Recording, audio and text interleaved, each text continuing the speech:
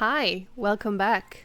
Infinity Nikki released the official trailer and level preview for version 1.7, and I am here to speculate, lore hunt, cautiously hype and hope, and of course to style outfits. Not gonna lie, after being so let down by 1.5 and not really getting that much out of 1.6, watching the trailer for Blue Tear's season was the shot of hope and excitement that I thought I would never get from this game again. I am blown away by the aesthetics, the mystery, the drama, the doomed Yuri. I love the drip cave setting and how the serpentine ruins bring back the glowing water we have already seen in a cave nearby before this patch. The pieces of artillery laying around, the color scheme, the sounds, all of it add to such a unique mood. I really like it. There's also this beautiful tree with the co-op compatible swing that's definitely going to be a popular photo spot for this version. The new 5-star outfit is right up my alley. It's dark, it's elegant, it's edgy, and thankfully I have a lot of pulls saved up, so this set will be a staple in my wardrobe for sure. I do wish the lipstick was black though, it would have been so slay with this makeup set, but I guess I'll have to wait a bit longer for that.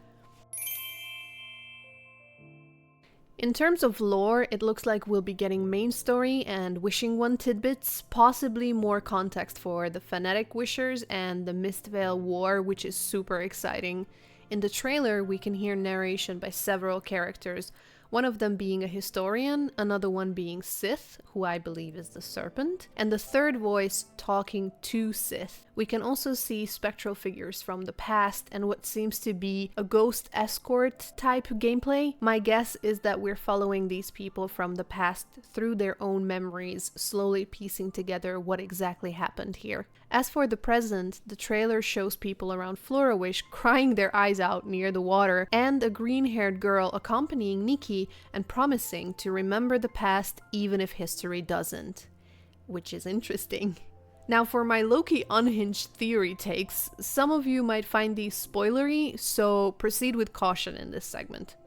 The trailer was full of super juicy rune writing and I jumped at the chance to decode them. The first decodable piece of information is the name of a person they mention who was allegedly killed by the serpent. The name here is Alicia.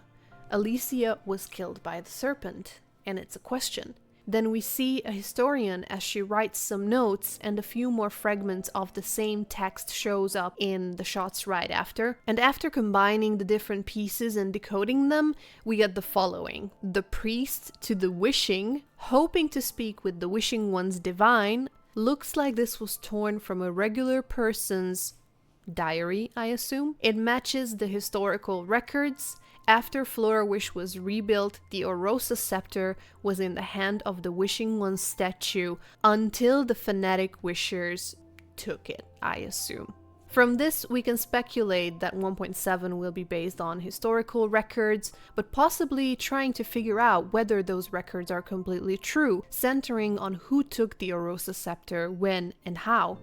If I were to guess, I'd say this storyline will be all about connections to the past, misconceptions, and doomed doomed friends. Alicia is likely this woman right here, who looks a lot like Priscilla from Stoneville, with the hat, cape, and overall silhouette being a near-perfect match, except for the hair. The cape not only matches Priscilla, but also this new girl we see right next to Nikki towards the end of the trailer.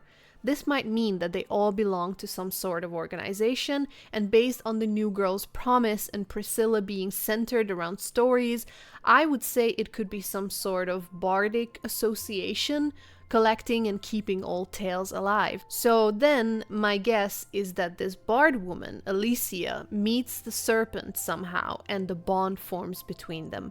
Then something goes wrong, Alicia dies. People assume she was killed by the serpent, who, unable to bear the pain of her grief, goes into a rage, stopped only by the Wishing One himself and locked away to slumber.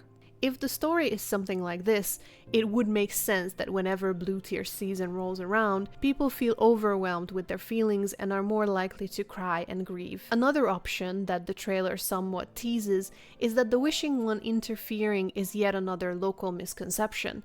Instead, what if it was Alicia herself who, upon her death, turned into a key and locked the ruins and the serpent away? Maybe she's done that to protect the people of Florawish, or maybe she was protecting the serpent. But what was she protecting the serpent from?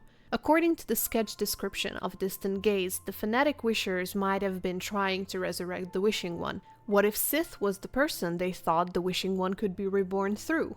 Was this some sort of ritual that put her life in danger then? Is the entire legend of the serpent passed around in Breezy Meadow based on lies? For now, we can't know. One thing is for sure, however, and that's that this season has a lot of potential when it comes to lore and story. But this is also sadly the part where I'm reminded of how version 1.3 also looked extremely promising based on the trailers, and so did 1.5, and both of them failed expectations. Philomia's story in 1.3 was rushed with a half-done conclusion, and 1.5, well, we all know how that one went down. But I'd like to stay optimistic. Let's hope this amazing serpent storyline gets the care and depth in writing it deserves. And so, to prepare for the new season, I thought I'd style a few outfits for playing the new quests. For the first outfit, I wanted to make the suspected uniform of the Bardic Association. So this is if Nikki was a member of this group that collects tales and songs of olden times. I tried to recreate the capelet that we see on Patricia, Alicia, and the new green-haired girl, and I also included her specific little beret hat, and otherwise I just went for the overall silhouette and look of the outfit that we see on Priscilla and that we can kind of see on Alicia as much as she's shown in the trailer. It includes a little bag accessory because I thought that would fit the collecting tales vibe, and it's complete with a cute pair of glasses. For the second outfit, I basically wanted to create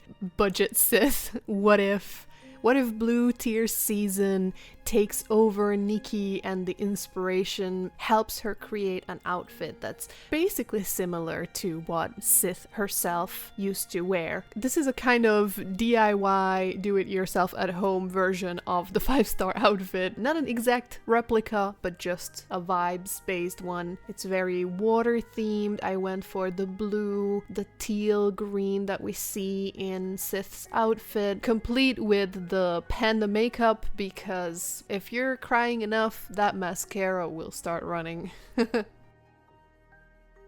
That would be all for this video. I hope you liked it. I hope you're excited for 1.7, and I really, really hope we get very, very good lore.